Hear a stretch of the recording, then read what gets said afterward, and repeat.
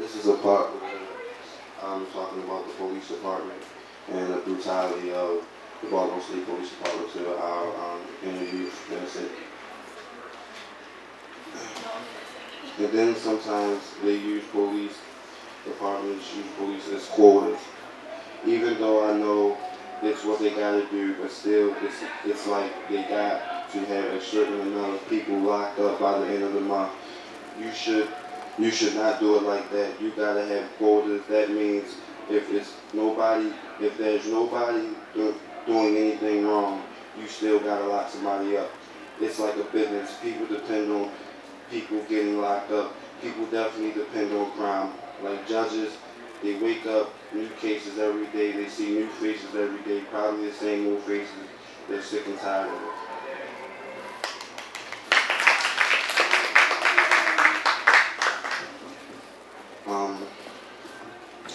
The lawyers are basically working with the police.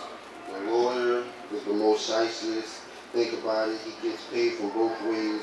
He gets paid from the client, he gets paid from his company, he gets paid from the police at times, and then who do you get to defend you? The lawyers, the shysters. But I don't really feel like I have to be looking over my shoulder. I feel that if you got a shooting rap in your neighborhood, you should be alright. You should be alright because people know you. You're known somewhere, but known for doing nothing dumb for something, just known. People know you.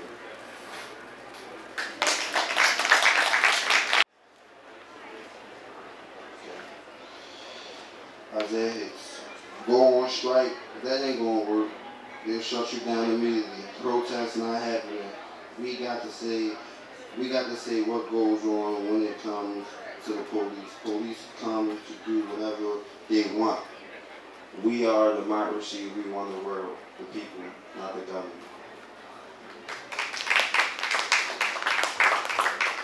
In Baltimore City, the best friend could rob you, kill you, and do what he wants. Hate is everywhere. You feel me? I feel like I can't be around someone I trust totally, like I have to really know you for real, because a lot of people in the world are phony. They're really phony. That makes them devilish to the point where there's no righteous.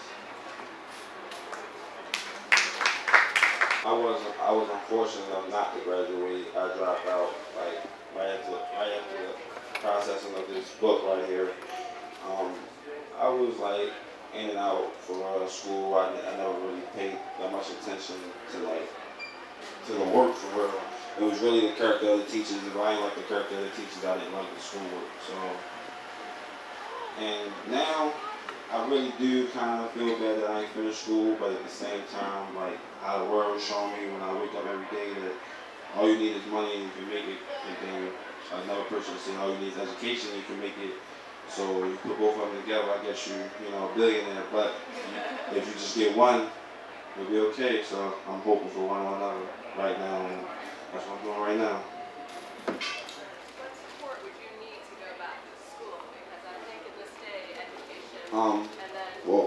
Well, I'm sorry to cut you off, but the first question you said, the support. Basically, people like Miss Stone for real, like Miss Stone really just kept calling my phone.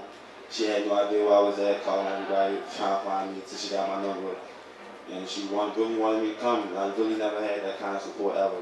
Even from my grandmother, she does try to love me, and but the strains from the world that she got of her own make it hard to, for her to help me. So for people like Miss Stone, it's just definitely a blessing, and more people need like her.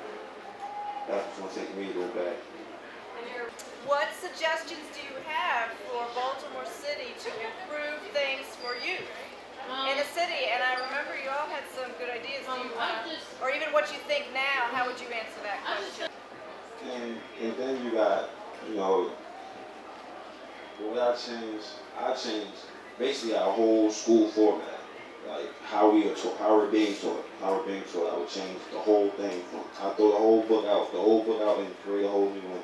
We have no cooking classes in Baltimore City schools. None of our females know how to cook.